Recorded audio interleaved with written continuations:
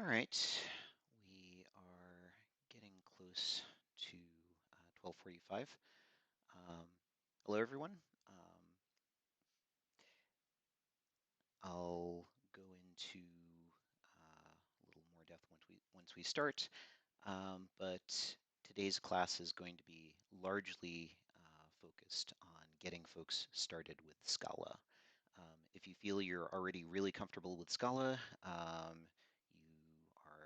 if you're super, uh, if you've written a reasonable amount of code in Scala, then today's lecture is probably unnecessary for you. You're certainly welcome to stay and ask questions, but at least for this lecture, you probably won't learn anything new.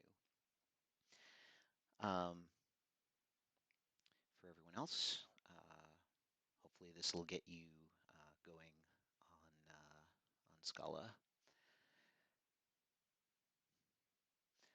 While we're waiting, any other questions, feel free to post them in chat. And as always, if I say anything that's confusing, if you're unsure about something, please speak up. Just write it down in the chat. As soon as I get to a pause, I will answer your question. question. Um, yes, hello.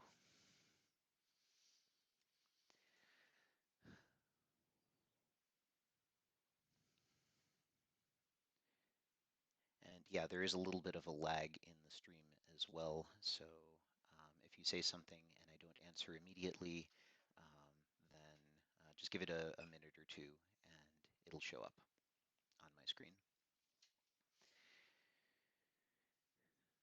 All right.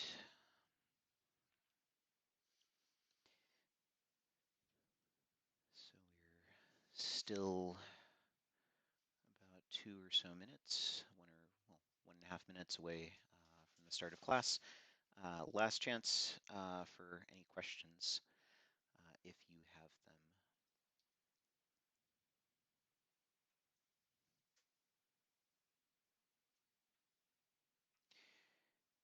By the way,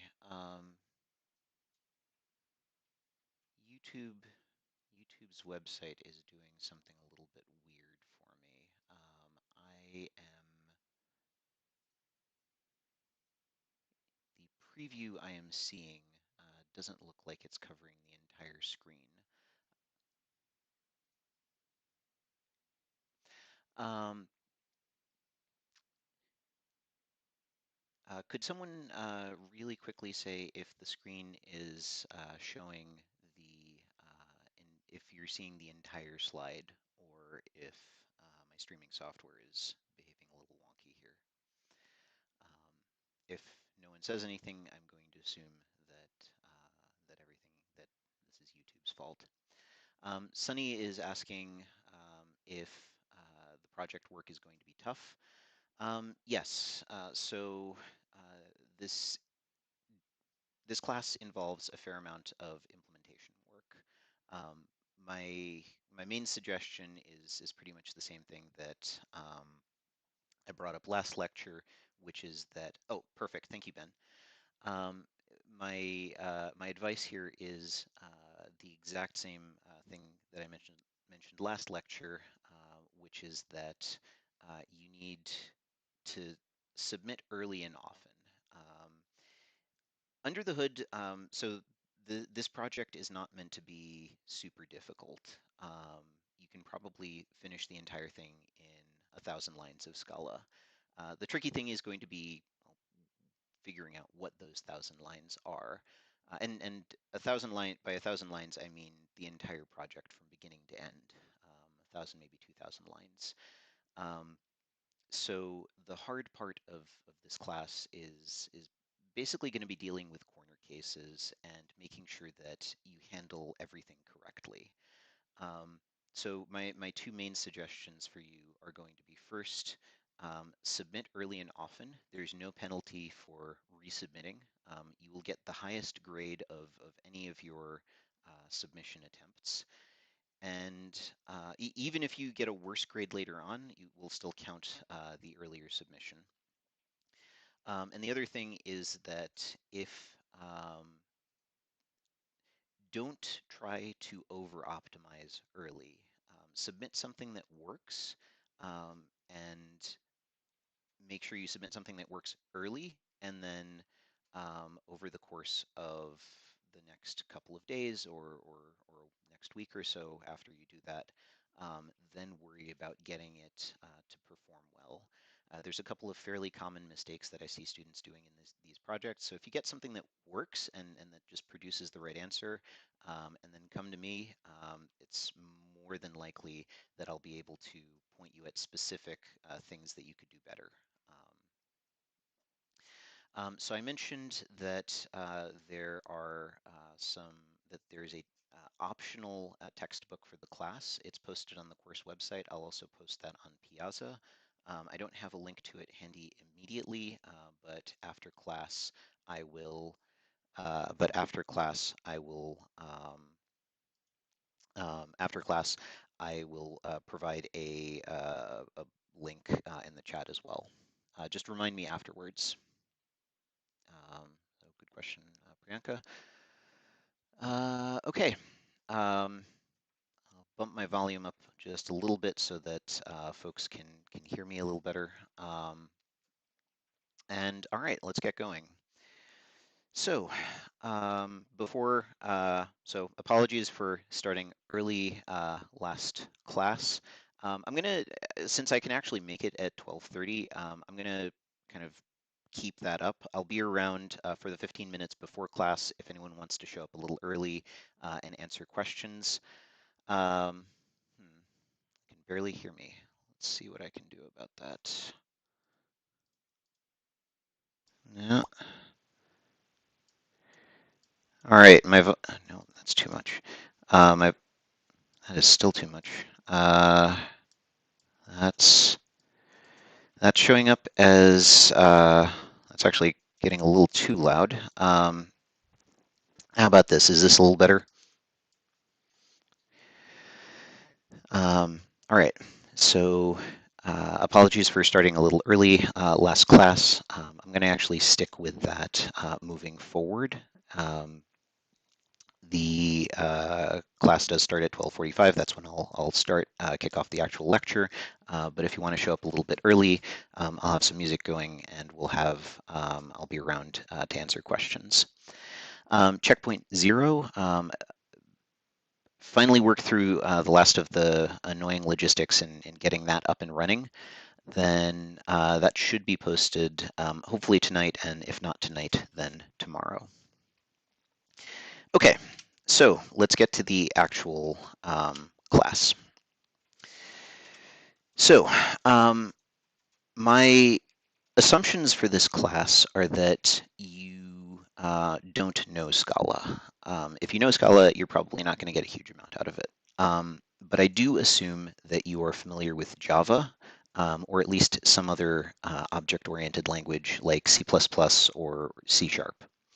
I also expect that you have some familiarity with the JVM ecosystem. So if I talk about packages, or if I talk about release artifacts, you at least have some vague idea of what I'm talking about.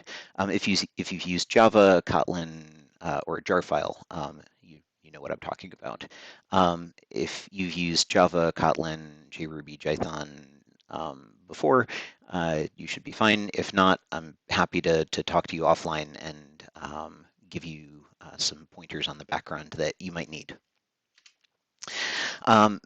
Now, while I will talk about a few features, mostly what I'm going to be covering in this lecture is syntax. Again, I'm kind of assuming that you've used Java or C++ or C#. And mostly what I want to do today is give you kind of some examples and specific mappings between how Java does things and how Scala does the same things.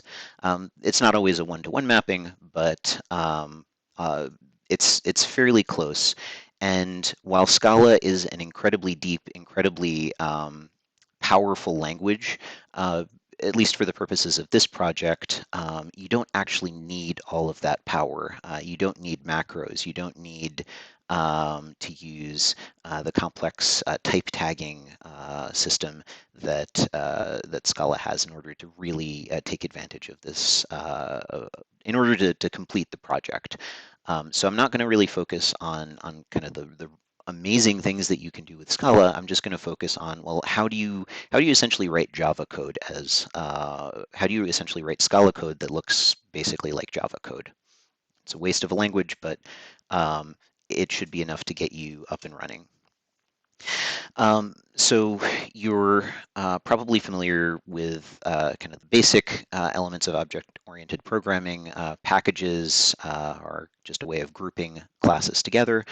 Classes are a chunk of related code that can be associated with that is typically associated with a particular entity. There are two specific kind of new features that Scala brings to the table, and those are objects, which is distinct from object instances, and case classes, and I'll get into those a little bit later today. Okay, so here's kind of an example of what a Scala program looks like. You don't need to grok the entire thing right now. I'll be taking apart every line of this program over the course of the next couple of minutes. Um, so, like Java, Scala organizes its classes into packages, and the package definitions are exactly like they are in Java. Scala leaves it up to you whether to use semicolons. The semicolons are mostly optional, but apart from that, you indicate that a package is that a class is in a package the same way you do in Java by putting a package declaration at the top of the file. Import statements work almost exactly like Java, and in fact, because Scala is part of the JVM ecosystem, all of the core JVM classes are also available. So if you want to bring in java.io.file, you just write import java.io.file as you would normally. There's two quirks here. The first is that where Java uses a star as a wildcard, Scala's wildcard symbol is an underscore. So if I wanted to bring in the entire scala.io package, I'd write import scala.io.underscore. Underscore shows up as a wildcard in a couple of other places. So just anytime you see an underscore in Scala code, it essentially means wildcard. Scala also allows you to bring in kind of something in between one and multiple classes by using curly braces. So for example, I could bring in both file and file input stream from the java.io package by putting them in curly braces. There's also a way to rename classes as you import them, kind of like Python has import blah as foo. Use that, you can look that up. It's not used very frequently, but it is there if it turns out to be necessary for you. Okay, so Scala has a notion of what are called singleton objects. Now, this addresses the fact that Scala, unlike Java, doesn't allow you to define static methods in a class.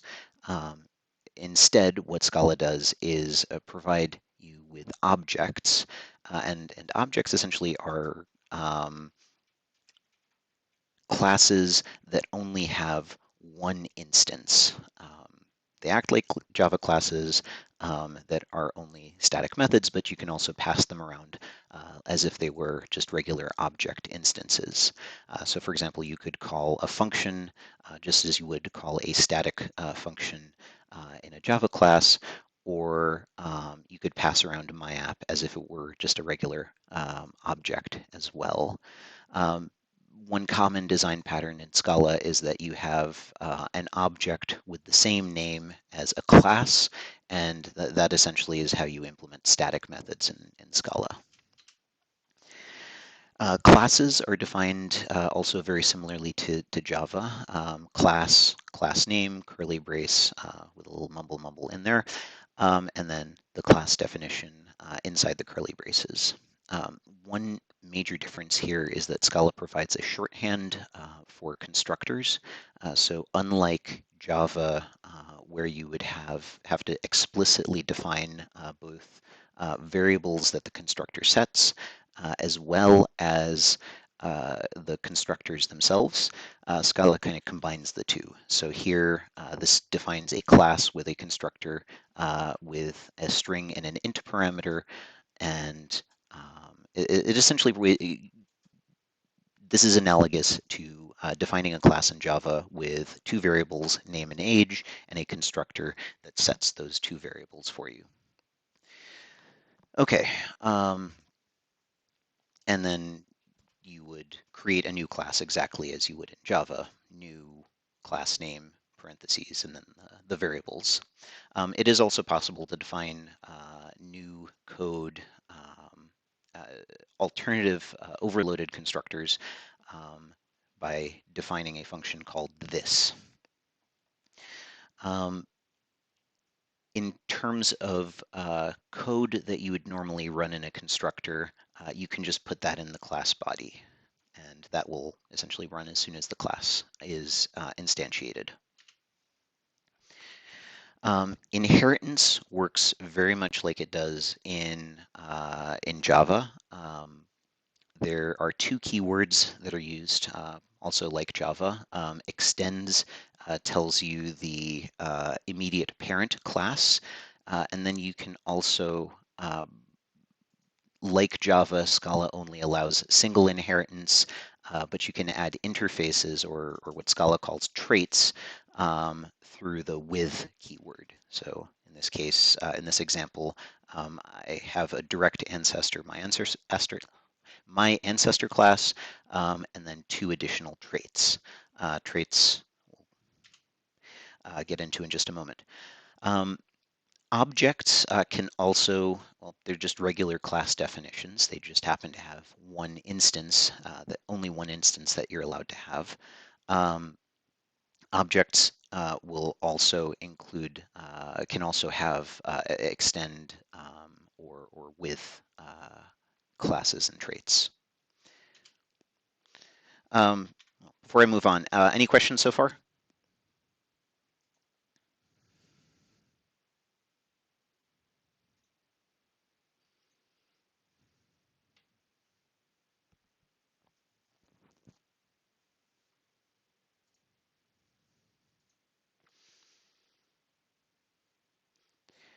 All right. I'll take questions as they show up, but moving on. So Java has kind of gets around its need for single inheritance with some, oh, there's a question. Which platform is better to practice Scala programming? So I'm personally a huge fan of Linux. OS X is a Unix, so it works kind of well. Honestly, since Scala is a JVM-based language, it will run on pretty much any platform. Um, JetBeans or Atom both have good support. VS Code also has good Scala support. So really, the specific platform that you use doesn't matter as long as you're comfortable setting up a JVM-based development environment. Um, Windows, I've heard a few complaints, but I have a handful of students who use it on a regular basis, who do Scala development regularly on Windows as well. So platform should not really make a huge difference. Um, ARM, well, ARM other than the new Apple computer, Raspberry Pis have a bit of difficulty keeping up with Java, but other than that, you should be fine. Okay, so traits. So Java has only has single inheritance, but deals with the fact that you may want to have a class that supports multiple APIs by providing something called interfaces, essentially allowing you to indicate that the class is kind of has specific functions defined, kind of informing the type system which kinds of which groupings of functions the class supports. Traits are kind of like interfaces, but they're a little bit more. So a Java interface generally cannot define new functionality. You can't have a function that is implemented in an interface. In order to do that, you'd need an abstract class. Um, on the other hand, you're only allowed to inherit from one abstract class. A trait kind of is in between the two. You don't need to define all of the methods, but you can also define as many methods as you like, and those methods don't necessarily, and you can inherit from as many traits as you like using the with keyword. We're not able to get Oracle JDK for IntelliJ. Is there a licensed version available from the university? Asks Adesh. So for the most part, I use OpenJDK. The Oracle, I believe JDK 8 is more than enough for Scala, and it is available for free. I actually believe for non-commercial use, you can get Oracle allows you to download any of the other versions of the JVM as well. Um, But again, if OpenJDK is maybe a little bit slower, but it should not be difficult to get that. Karan asks about the difference between abstract classes and traits. So the main difference is that you can inherit from multiple traits, or you can mix in multiple traits, whereas you can only inherit from one abstract class.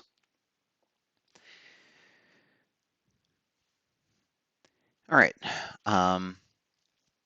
Now, there's a specific type of trait called a sealed trait, which the gimmick here is that you're only allowed to extend a sealed trait within the same file.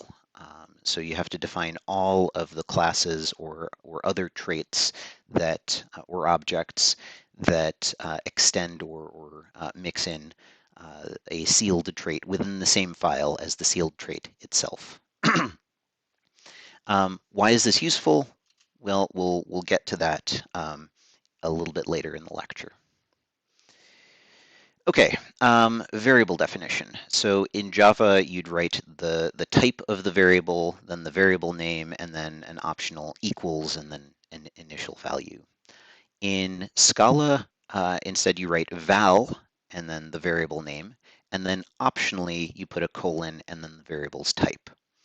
And then again, optionally, you can also assign it to a initial value. There's actually two ways of defining a variable. You can use val or var. Val variables are immutable, so the analog in Java is the final keyword. Eshwar asks if you can use Scala with the Eclipse IDE. I honestly do not know the answer to that, but I will look into it. I would be surprised if you couldn't. I believe you can. Darshana, if you actually want to, if you are around and want to look into that over the next minute or so, could you answer Eshwar's question in the chat? If you don't get an answer by the end of the class, I will look into it. Right, so you can use val or var. Oh, thank you, Ben. You can use either val or var. Val variables are immutable, like Java's final variables annotated with Java's final keyword. And in general, I encourage you to use val throughout your code. It's it is a really nice way of avoiding bugs.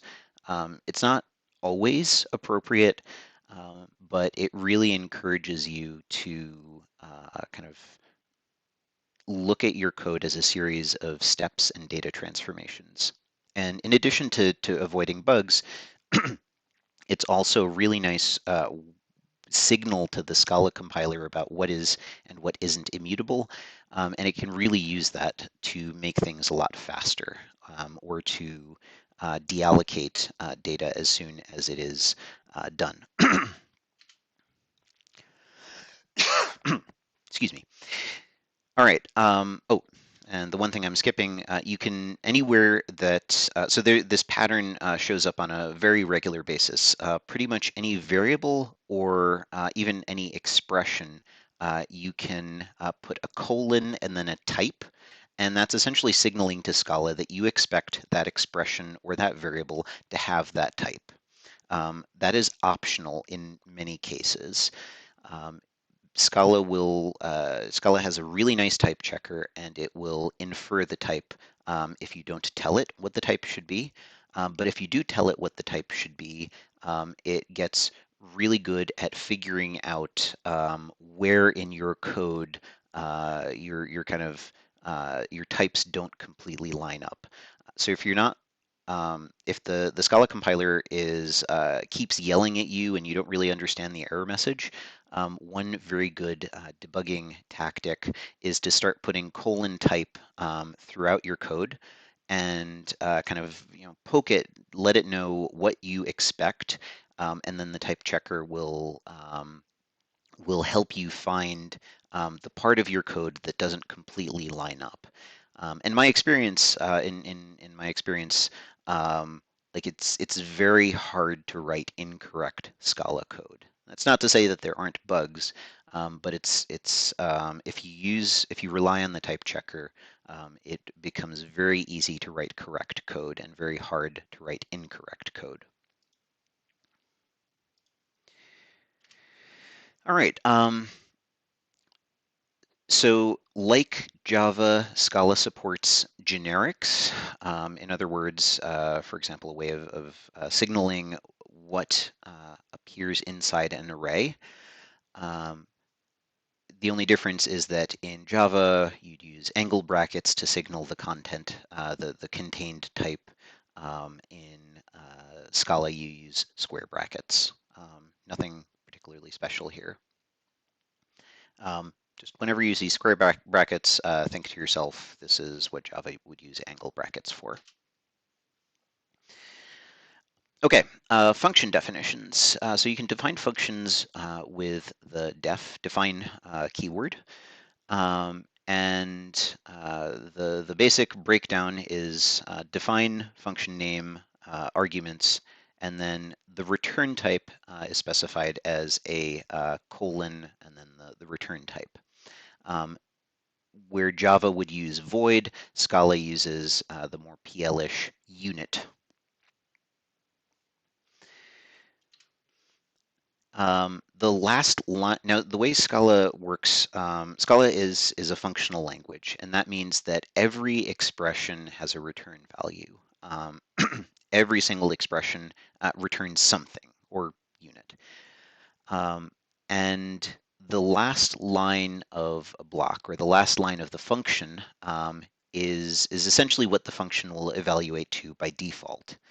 So if you don't put the return type of the function, Scala will make an attempt to guess it based on the last line of the function. Although you can still use the return keyword to return earlier. If you use return, Scala will ask you to define an explicit return type, however. Now, because of this, because every expression has a value, since I believe Scala 2.12, it gets very grumpy if you don't put an equals sign.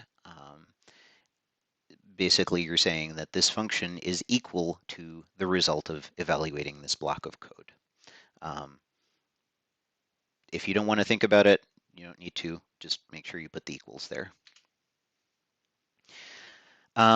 Okay, so any questions so far? Give folks a few minutes to catch up and write down their thoughts.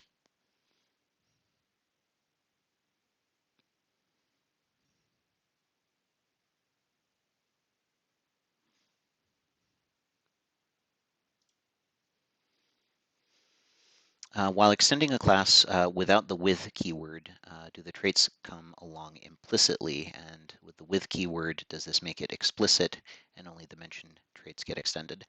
Okay, so specifically, so Scala has to work within the JVM. That means it's constrained by Java's internal limitations. So extends, if you can extends a trait or you can with a trait. You can only extends another class. Oh, sorry, you can't with another class. You can only extends it. The full inheritance hierarchy as far as the runtime is concerned is based on what you extend. In terms of with, all of the functions that get defined in anything that you bring in with a with statement, those functions show up in the class that you're inheriting them into, or you're mixing them into. Hopefully that answers your question, Musam. I'll be happy to clarify.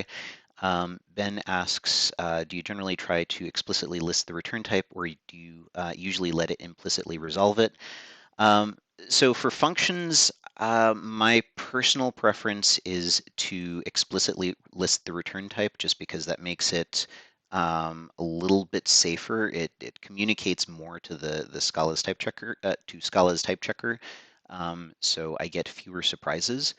But I mean, if it's a two character like a two-line function, or if all the function does is compute some basic uh, metric like, well, averaging a collection is already implemented, but something to that effect, then you know you don't have to.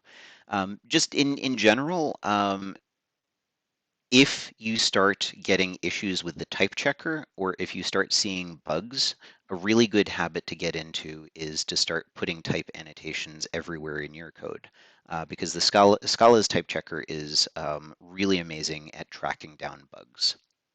So just throw annotations everywhere, throw type annotations everywhere, and then Scala's type checker will yell at you if you get something wrong, or it'll actually point out where in the code you are doing things that it can't quite um, figure out how to cast. Okay, I think I've exhausted all of the questions so far. So um, right, iterators. We'll get into collections in just a moment, but you will probably need to do a fair amount of control flow in this class. Scala supports um, Scala supports if and while loops, but in general, in terms of loops, Scala tries to push people towards using data-driven loops. In other words, iterating over the elements of a collection. And the reason for that is that this is safer. It's harder to write an infinite loop when the number of iterations through the loop is constrained by the number of elements in the collection. So kind of the canonical way of doing this is to write for left arrow and then the iterable collection. And this basically works. Java has a very similar pattern, variable colon, and then the iterable element.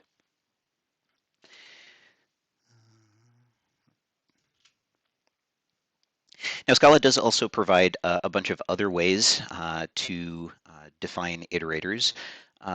One completely equivalent way of expressing the same concept is to use the for each function.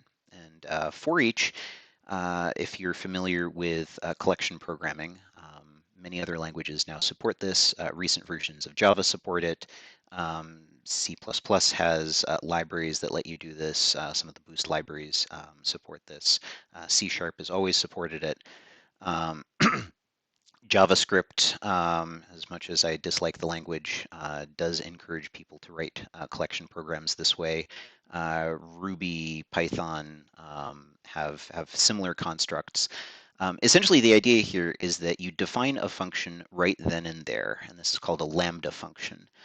The argument to that function is on the left-hand side of the bold arrow, equals right greater than, and then that function essentially gets passed in, and it's going to get called once for every single element of the collection in this particular case. Um, okay, so we'll talk about Lambda functions and how they get used in a little more depth in just a moment.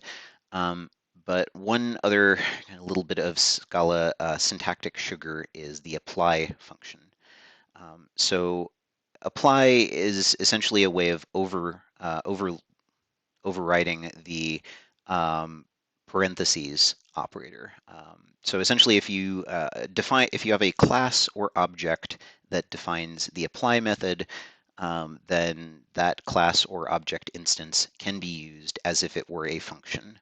Um, so for example, here in this example, I'm defining a foo with the parameter abe, and then I am calling this instance that I've just allocated. I'm treating it as a function, applying it to Lincoln, and then the result of that is essentially combines the two, Abe Lincoln. Right. give folks a minute or two to catch up with any questions.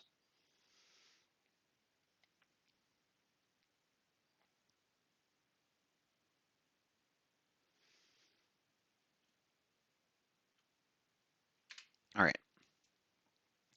Okay.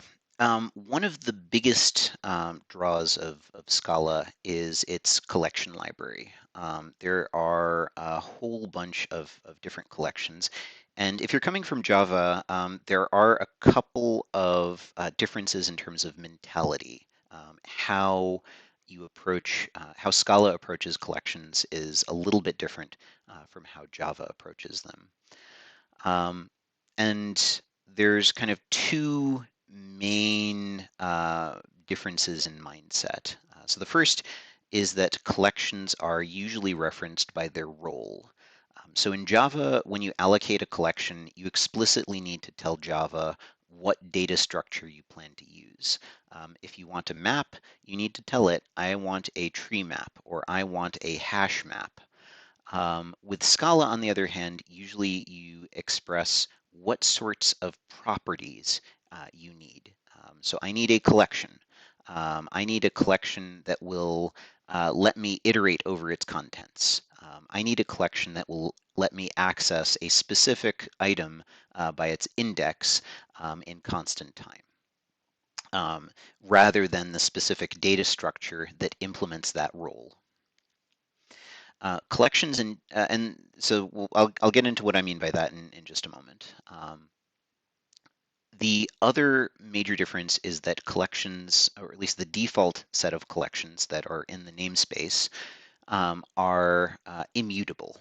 So once you create them, uh, you can't change them. And this actually turns out to be not as big a deal as you might think. And I'll get into why that is in just a moment as well. There are a few cases, yes, I recognize there are a few cases where you do need a mutable collection, and those live in the collections.mutable package. So you can always import that and refer to specific collection types, specific mutable collection types if you need them. Okay, so what do I mean by role? So Scala defines collections in terms of a set of roles. There's a bunch more than I'm defining here, but pretty much the most common ones are sequence, which is analogous to Java's list. So this is essentially an ordered sequence of items of some type. Um, you can access individual items by their index, but generally you don't get constant time guarantees on that. The only guarantee you get is that you can iterate over the elements of the collection in linear time in the size. You can also, an index sequence is a trait that define a trait of collections that that is a sequence, but also guarantees constant time access to elements by their index.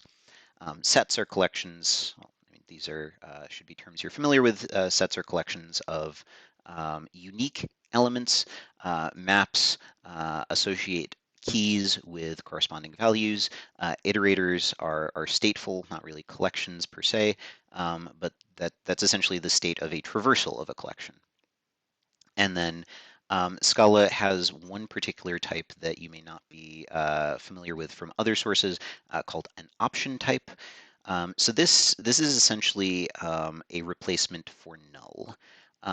If in cases where you would normally return a null value, instead Scala encourages you to return an option type. So this essentially forces whoever calls the function to um, acknowledge and handle the case where the function returns a non-existent element. The type checker actually encourages you to, or insists that you resolve this ambiguity. And I include that on this slide because options are actually collections. They're collections that contain 0 or 1 elements. And that's really nifty because all of the other stuff that I'm going to describe that works with collections also works with option types. You really need to work with them for a bit to see the power of that. um, to give you a few specific examples, a list or an array both count as sequences, but only a linked list and an array both count as sequences, but only an array gives you constant time access to an individual element, so only that is a indexed sequence. Okay, so the I mentioned that Scala encourages you to refer to items by their role rather than the specific data structure. So when you create a new collection, generally you do it by the collection type's role. So I wouldn't say I need a linked list of the elements 1, 2, 3, 4. I just say I want a sequence. And then the Scala compiler looks at it and actually just internally tries to figure out either at compile time or at runtime what the best data structure for that particular collection is. And often it's actually surprising. I've had the Scala compiler actually picks out a map that just iterates over the elements rather than trying to build a hash table. And that actually turns out to be faster when there's relatively few elements in the map, and you're guaranteed that it's immutable. It's never going to change. Now, another kind of bit of a shocker for folks coming in from other languages is that Scala uses parentheses rather than square brackets to reference elements of a collection. So, for example, if I wanted to access the element at index 1 of the sequence, I would write sequence parentheses 1 rather than square bracket. And this is really nifty because this is essentially just a function call. And there's a lot of places where you can actually take advantage of the fact that it's just a regular function call. It's essentially using the apply, this apply trickery that we talked about earlier. Okay, so in addition to collections, Scala also has what's called a tuple type. So if you're familiar with Python, Python also has a tuple type. This type is so essentially if you put a bunch of items in parentheses, separate them by commas, um, then that just creates a tuple of those elements, and then the corresponding type is just the types following the same syntax. You can access the elements of a tuple, so unlike a collection where you access it by calling by providing the index, you access a tuple using a special function called underscore, special function underscore and then index. So the first element would be the function underscore 1, the second element would be the function underscore 2, and so forth.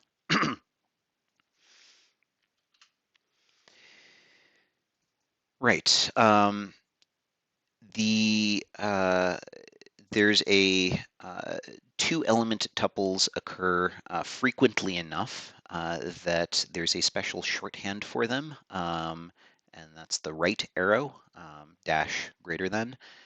And that's literally just a shorthand for create a tuple out of whatever's on the left-hand side of the arrow to whatever's on the right-hand side of the arrow.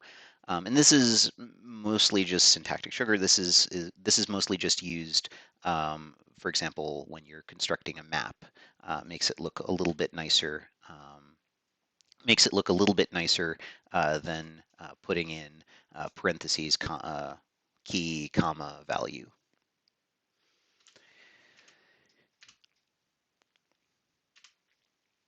Okay, so collections, I'll give people a moment or so to catch up with questions.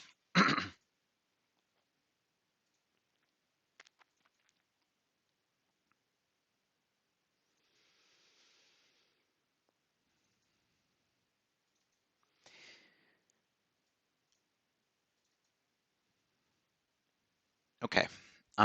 So one of the nice things in Scala is that you can very easily convert any collection into any other collection. So if I have a collection and I call, or even an iterator, and I call toSequence on it, I will get back a sequence.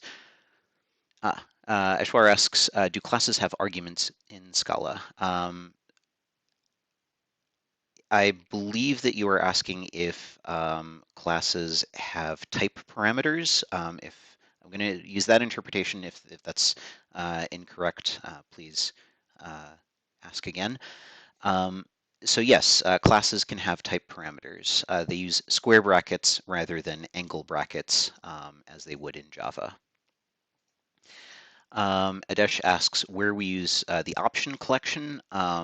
So any function that could return null.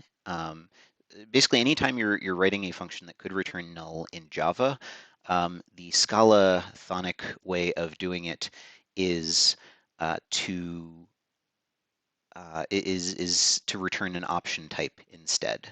So, for example, map.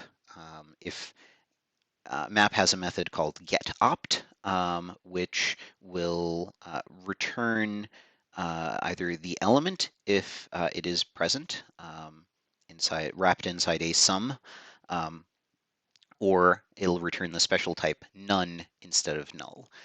And the reason for this is that the option type makes the Scala type checker a lot happier. Just because of compatibility with Java, the type checker doesn't really have any insight into which variables can be made null, but it knows when you've defined an option type. So if you're writing Scala code in general, try to avoid using null at all. Instead, if the variable could be null, use an option type. Bedretti asks where we can use the apply function. So this is syntactic sugar. It's just there. I'm mainly mentioning it because it gets used in collections. So every collection uses the apply function to provide an accessor for the individual elements of the collection. So for example, sequences have an apply that takes an integer and it returns the corresponding value of the collection at the index identified by the integer.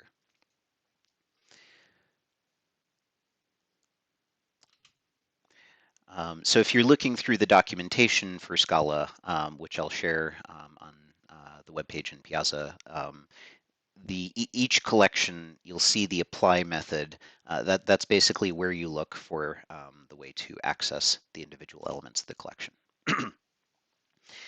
Um, okay, so conversions between collection types, nothing super fancy here.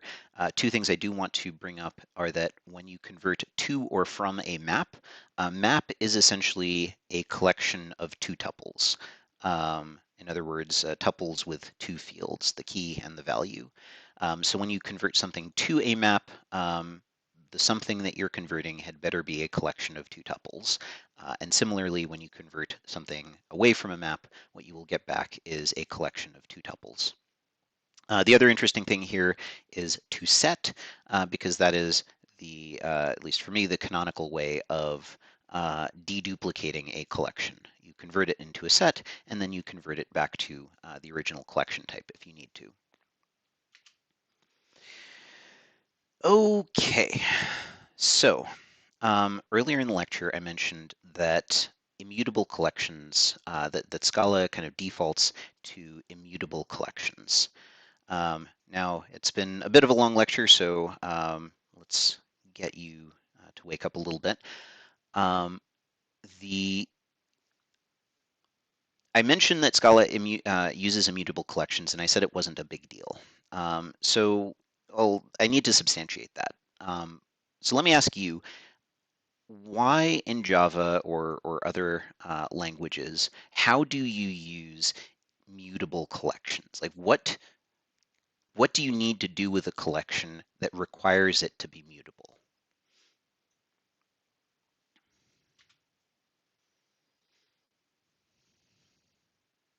and just answer in chat.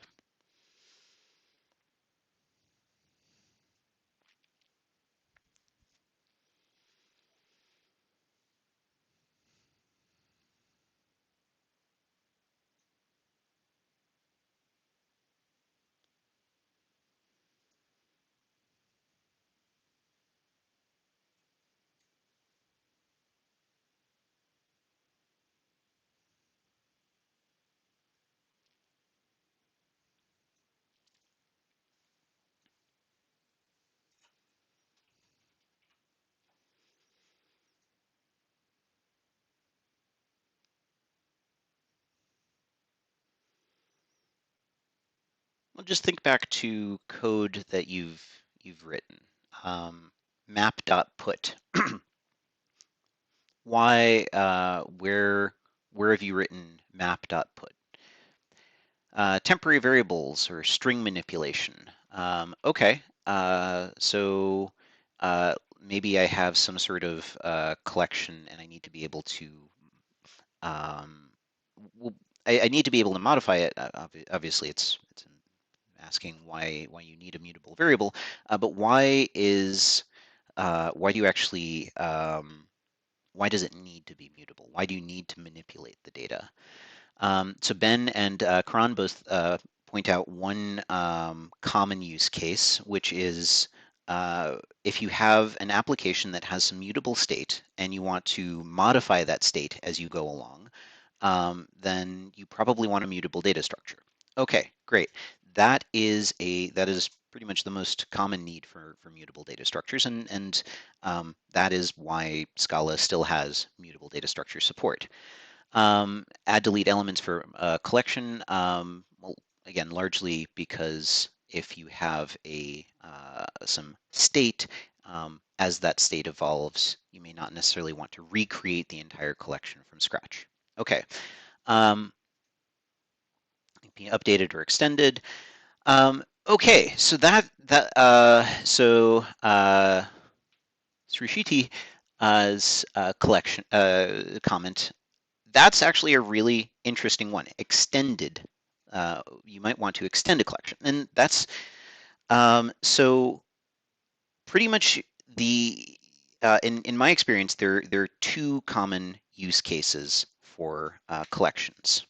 And the first one is the first one is managing mutable state. Yes, um, that's why Scala still has mutable data structures. And the other one is creating new collections out of old ones.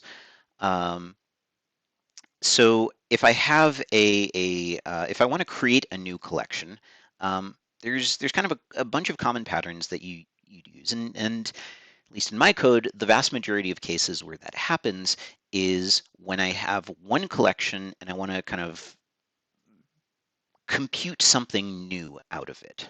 And there's a couple of very common design patterns for that. So for example, I might want to take the elements of a collection and compute something new. So for every element of the original collection, I may want to compute a new something. I may want to create a new collection where every element of the original collection is mapped into something in the new collection. So as I'm describing this, does anyone know what this is called? Wait a moment or two.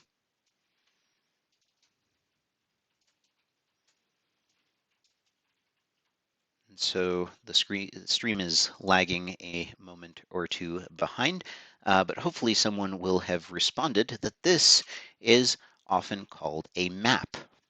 The map in MapReduce is basically this. Essentially, you take a collection, you take every element of the collection, you compute a new thing from that element, and then you return the collection based on those new elements. So in Scala, this is defined using as in many other languages that support map primitives, this is defined using a lambda function. You provide a lambda function that computes the new value of each element, and what you get back is a new copy of the collection. And you can do this without resorting to mutable structures. So here's another common pattern. I have a big collection and I only really care, or an iterator or something, and I only care about elements of that collection that match some pattern. And um, y'all are really quiet here.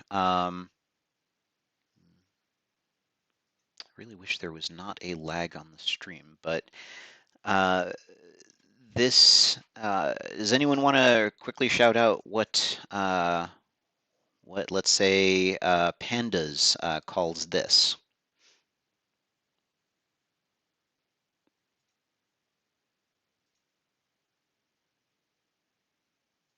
Filter. Yes, thank you, Ashwar. Um, so this is a filter, and well, Scala supports map. It also supports filter. And in fact, there's a wide range of kind of common data transformations that will allow you to pretty much get anywhere that you want. Pandas makes incredible use of this by allowing you to essentially keep your data outside of Python. Python kind of describes how the data changes, but the actual collection operations um, are just implemented as a set of functions that take lambdas. Scala does pretty much exactly the same thing. So, for example, you can define a lambda function that passes define a lambda function that expresses the constraint that you want to enforce, and then you'll get back a collection of only those elements that match the constraint. Now, you might look at this and say, well, that's not a lambda function. There's no bold arrow. And that is true. There is, in fact, no bold arrow. In this particular example, I mentioned that Scala uses underscores as wildcards. Um, in this particular example, you're seeing how wildcards can be used to define lambda functions. Now this is just a shorthand. It is exactly the same thing as if I had written collection.filter v arrow v greater than 100, and it doesn't always work. There I don't want to. I could probably spend an hour describing the nuances of the rules that it uses to figure out how to translate wildcards into lambda functions. But if you're dealing with really simple expressions, you can use this notation to make it simpler and more readable. To give you a little more concrete example, you can chain these operations together, and Scala will actually do this reasonably intelligently. Like it won't recreate multiple collections at each stage. So, for example, if I want to find all of the tuples where the second field is cookie, and I want the third field of the tuple, I will write those as a filter concatenated with a map or chained with a map, excuse me. um, Now, this is kind of an incredibly powerful construct, and if you've used pandas, if you've used any data frame language like R, you know the experience of kind of that power of being able to transform your data by chaining operators. And that is something that databases can really take advantage of. The fact that there's a very small number of kind of primitives that you need to implement in order to have a really expressive language for data transformation.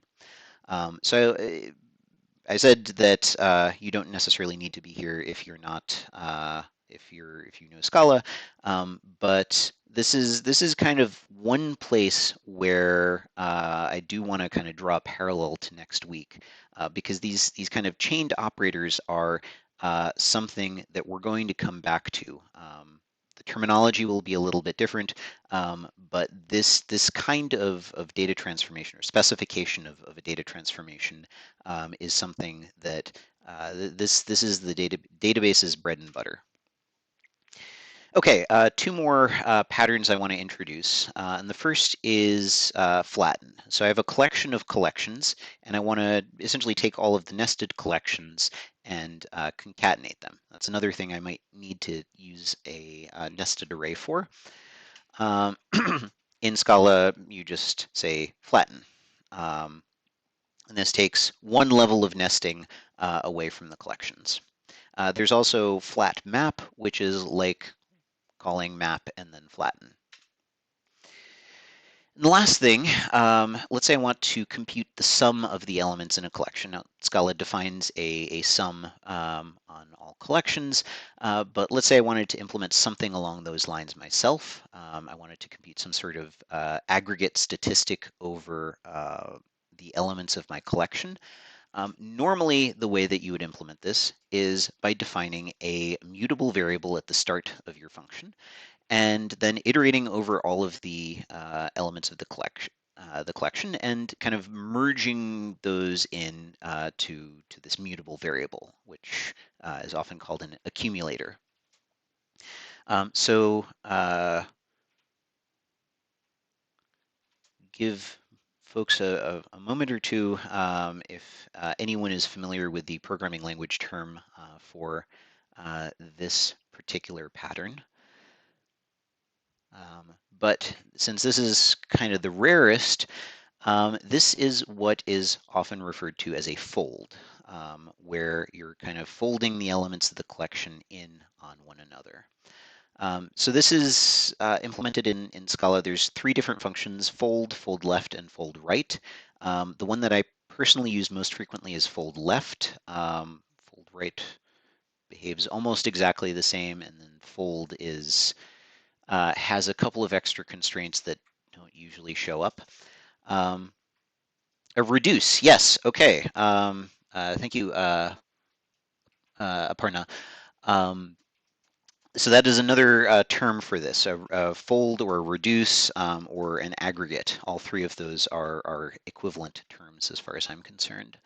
Um, And in fact, actually, yes, map reduce is essentially a large distributed framework that implements any sort of program with fault tolerance that does that you can express as a combination of a map followed by a reduce.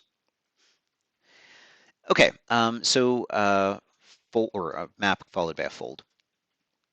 So the basic way that fold works is you give it an initial value for the accumulator, x in this example, or 0 in this example.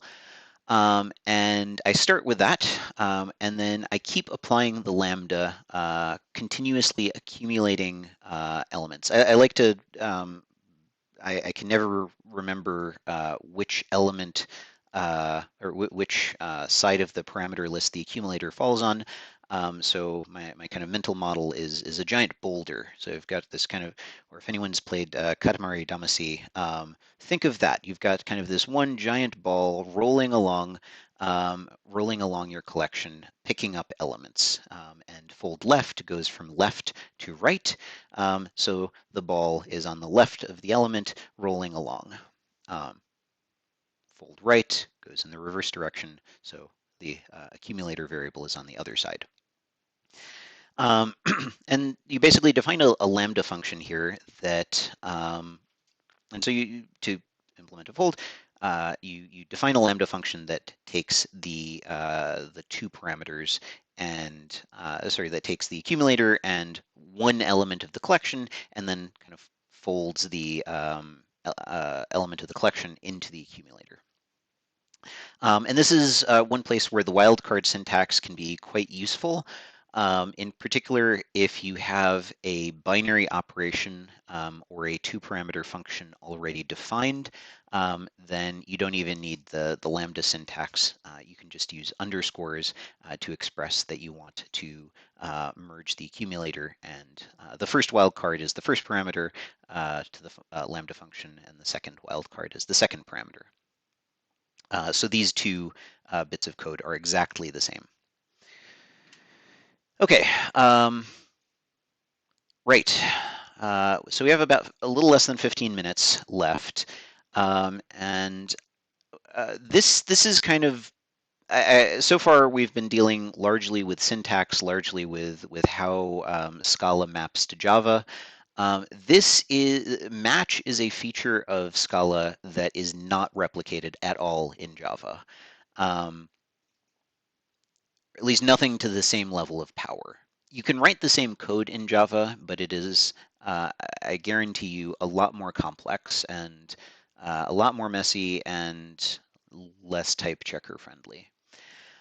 Okay, so what is a match? Now, superficially, the way to think of this is that it's a switch statement in C or C++ or an else if chain in Python or Ruby.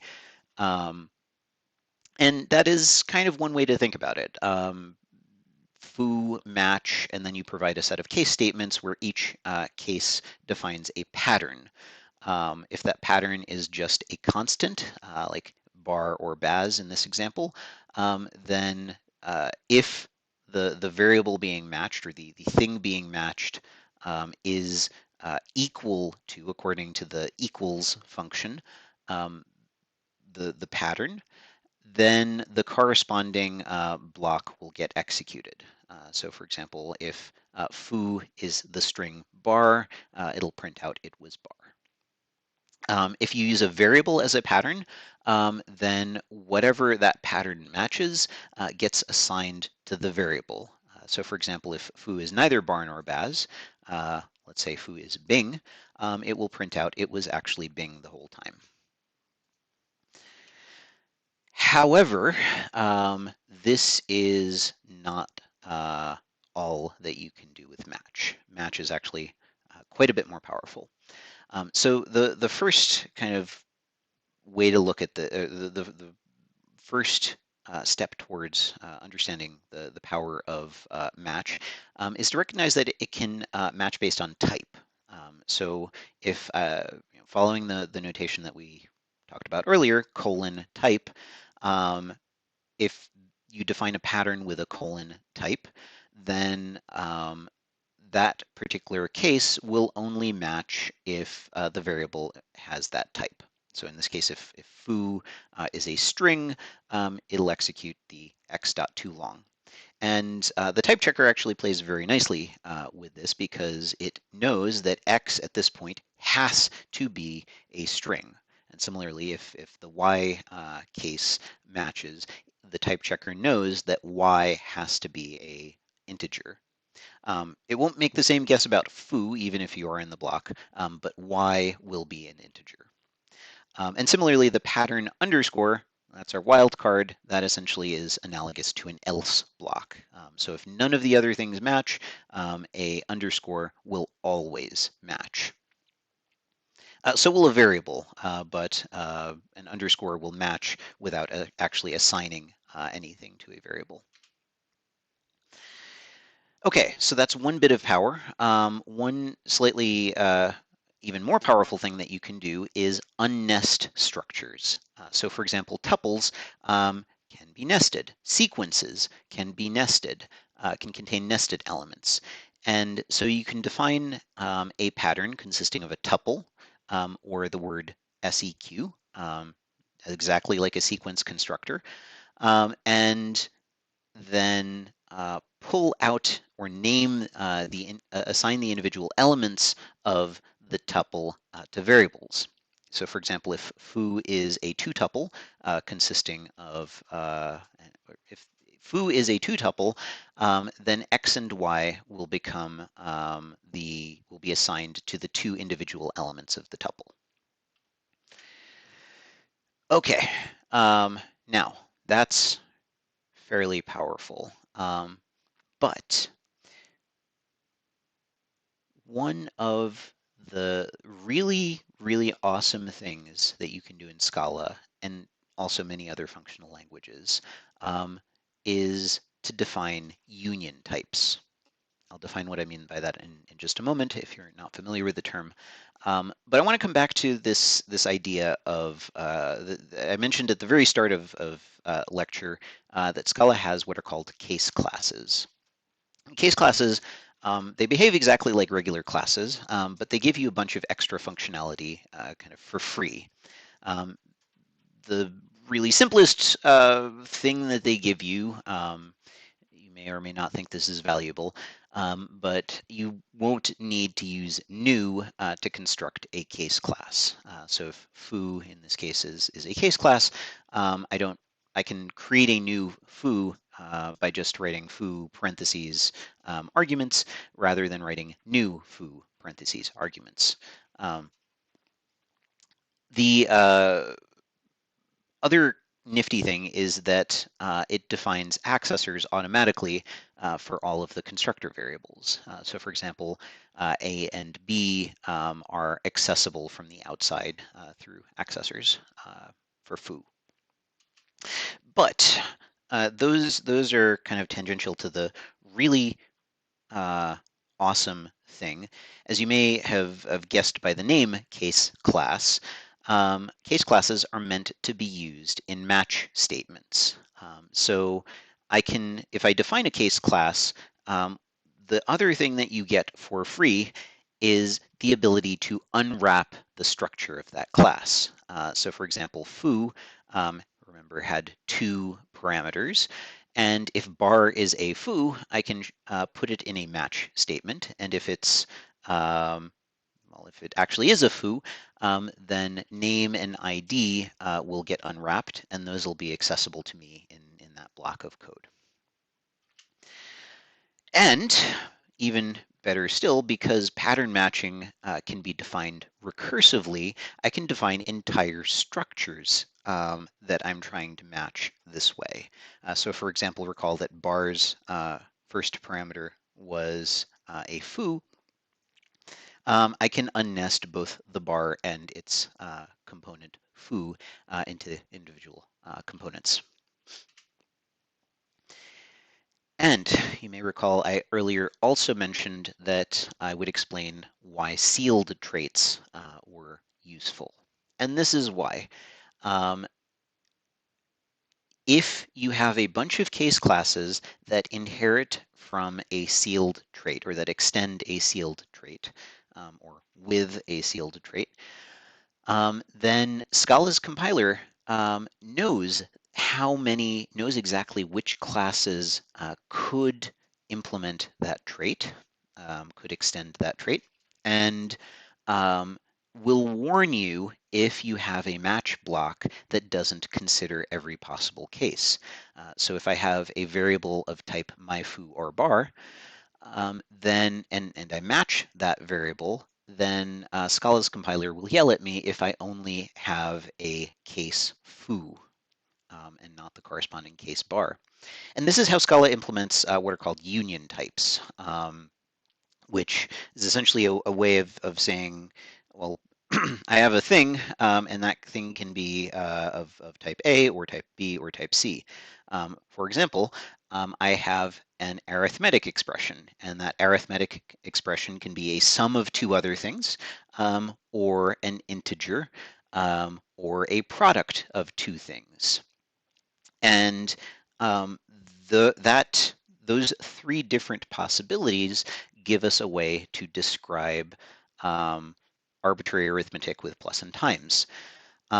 This is used very extensively in Spark to represent, or this pattern is used very extensively in Spark to represent computations. If you didn't catch that in the last 2 minutes, we've been going for an hour and a half, so don't worry about it. We will get back to it with more concrete examples when I start introducing Spark itself. Okay, there were already some questions about compilers. So most compilers in Spark use what's called the Scala build tool. It's similar to Maven, and most IDEs will essentially allow you to define an SBT-based project. Now, you don't have to use it. It's just fairly common. The link is there. The slides will be on the website. So follow the link if you want more information. However, one thing that we are borrowing from SBT is I'll expect to see all of your code in a particular structure. More details on this will be posted with checkpoint 0, but essentially I'm going to expect all of your code to live in src/main/Scala. Apart from that, don't worry about it, but this is essentially what it should look like. You will want at least one class to be your main class. That will have to have a method defined as so, and that's the method that gets called. Scala will essentially pick, if you only have one of those, Scala will essentially figure it out. You can for SBT, it doesn't actually need anything in its SBT file, but it's customary to have those 3 fields. For testing, I encourage you to check out Specs 2. There's other testing frameworks, but that one is fairly popular. I use it very extensively, and it is incredibly important to have testing on your end. The submission system does get backed up, so the fewer iterations of automated grading you need, the better. Last minute or so, um, there's a whole bunch of different IDs that you can use.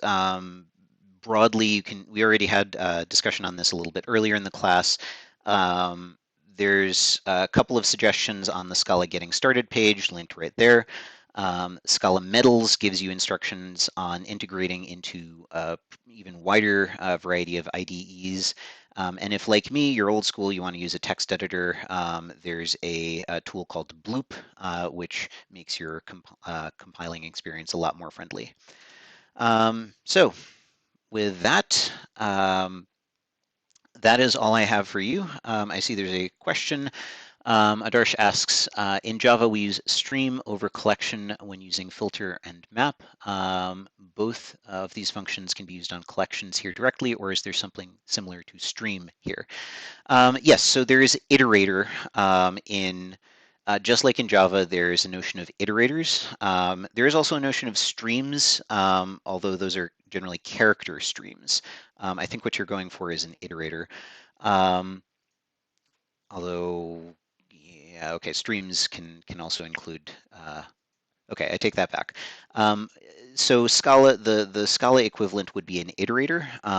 But one thing I will put out there is that Scala's compiler is designed for use with both immutable data structures and with this type of collection programming. So in general, there is not actually going to be a penalty for chaining functions like map and filter together. Essentially, Scala will automatically internally figure out that you can you can generate a stream over the collection, and then the compiler will kind of automatically optimize that code for you. Hopefully, I've answered your question. But yes, iterator is the analog. All right, I'll be around for another minute or two if there are any trailing questions. But thank you, and then we'll be back at 12:45 on Tuesday to talk about relational algebra. And hopefully you'll see a ton of parallels between that and the collection programming that we've talked about so far.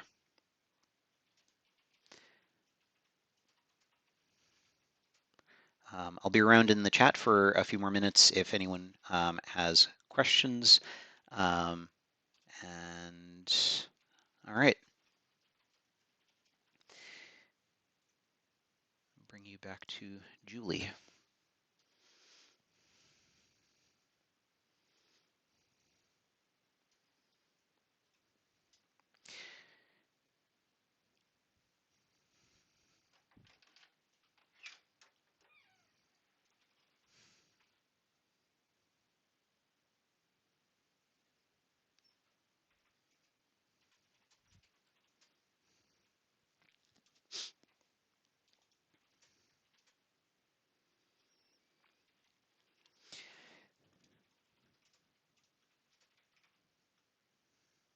All right.